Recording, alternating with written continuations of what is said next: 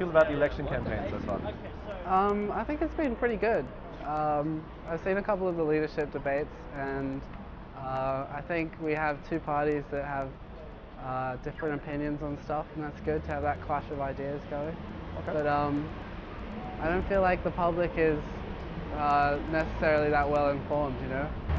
I think that it's not very good that the two parties that we're seeing at the moment that are like either one of them's going to get it, that they both essentially have the same ideas about some really important things.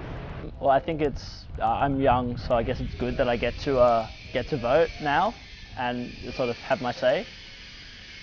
You know, it's sort of, I find that it's kind of hard to get educated about, you know, the different things that are going on, I guess. Sure. It's sort of not as easy as it could be, maybe. Way too long. Way too long. It's dragged on. Oh, I think it's an issue because they just spend. They just rattle off millions and billions of dollars, and where does the money come from? On a credit card. Sure. Borrowed money. Very disappointing. I find myself feeling more and more indifferent to it because it just becomes the same old stuff. Who we vote in, we don't even know if they're going to be Prime Minister in a year or two, but we know they'll leave on their big benefit and their pension and everything. But with the main two major parties, I'm disillusioned with both of them. Sure. Neither one gets me excited. The election campaigns are just things like a slagging match between the two of them. There's more politer kids at school, I think, than watching those bunch of children at election time. If you just switch on the ABC and watch Parliament, it's just like watching a bunch of spoilt children. So I'm Austrian Canadian. I'm interested in Australian politics, obviously, I'm here, but I also feel a little bit removed because I'm not able to vote myself. So I feel like I haven't really kept up with what's happening. But I also think that a lot of my friends who are Australian and are able to vote also haven't really shown a lot of interest, which I find interesting, especially compared to people who I know in Austria or Canada, and sort of how much more politics is a part of life there and conversation. Yeah, I think a lot of people seem a little bit apathetic about what's happening. Basically, Liberal, Labor, both the same flavour. I'm not too enwrapped with the whole campaign. It hasn't been an enjoyable experience. No. No. I don't think that tearing down a system and trying to replace it with something else necessarily works. I think it, in some ways, it's better to grow a new system out of the best. It's been long. I think it's a long campaign.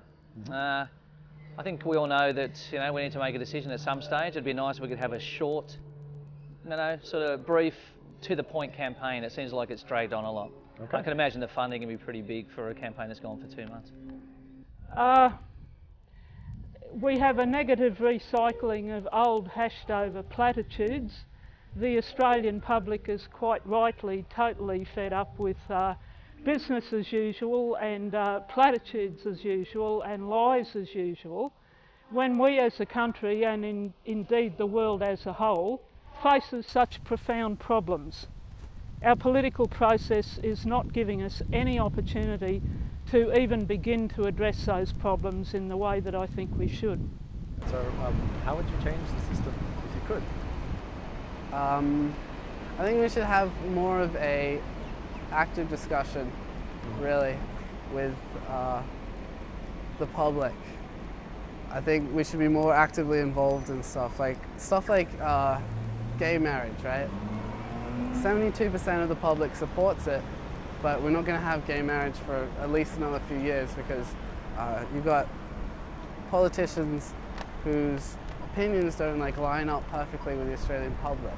So that's an example of the political system that's failed us. I feel like maybe getting some people from different social classes or different backgrounds, like maybe someone that was an asylum seeker, like just having more of a variety of people in politics so that we've got more diversity, so that they have more of a connection to kind of be able to deal with those things. It should be more focused on in schools, you know, like how to vote and how to like be politically aware. Yeah, I think everyone should be automatically enrolled to vote, so that young people can't get away with not voting for a few years. And so if all of us were voting, it'd be harder for them to ignore us because we'd be a bigger percentage of their voter base. Well, it's very difficult. I think one of the major problems is the Senate. Obviously, you know, there's we're likely to end up in a similar situation we were in the Rudd-Gillard era, and I think you know, nothing will happen, nothing will change. Full of egos.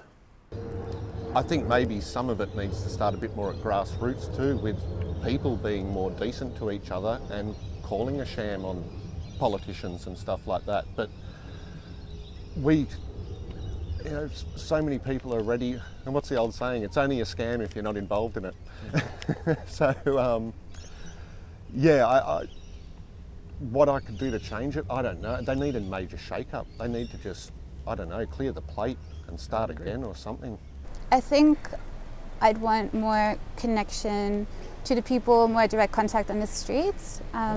Also just a bit maybe getting interviews out of big studios and having people maybe from community organizations or something that interview people, politicians.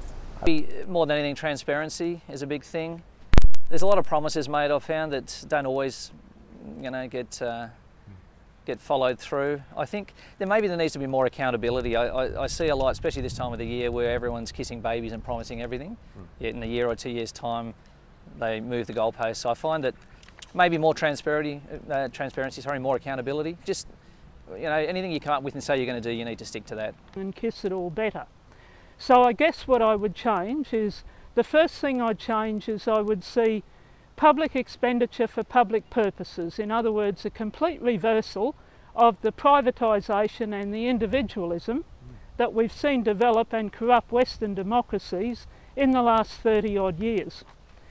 And I would recruit our very best and brightest minds to the urgent problems that we face, the problems of climate change, the problems of cutting over to a renewable energy source, the problems that our young people face in this collapsing, decadent capitalist system that we have, whereby their hopes and aspirations to be happy people and good citizens simply cannot be fulfilled.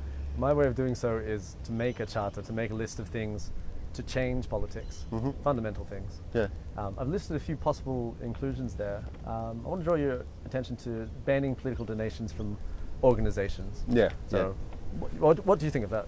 Oh yeah, it's shocking when you find out the money going into it, and the and because of the organisations, you know they're going to get favouritism with doing their whatever dodgy things that you don't know they're doing. I think, yeah, you never you do political donations. Same with ban political advertising during election campaigns.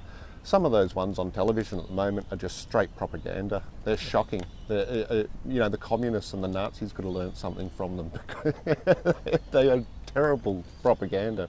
I'd agree. And again, they just become a slagging match. Yeah. I don't find with any of those advertisements they're telling you what they're going to do to improve your life or improve everybody's life. It's about what the others can't do. What the others can't do. Well, stop telling me what the others can't do. Tell me what you can do.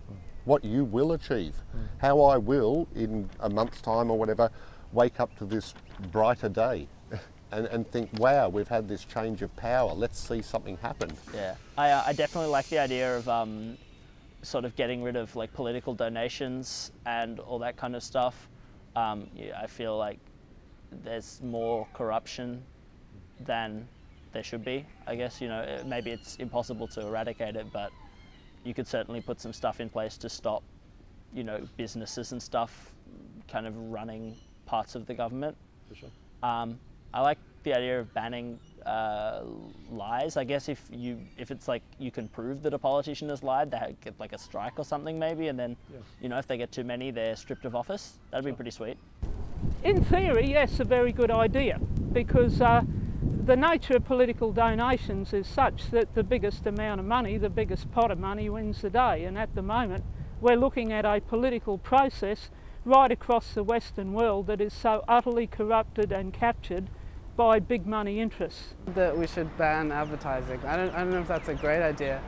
I think maybe we should have more regulations on advertising. Yes, actually, as long as you could set up, and here's sales and marketing coming in, but that you're setting up a funnel for people who are genuinely interested in their community to access.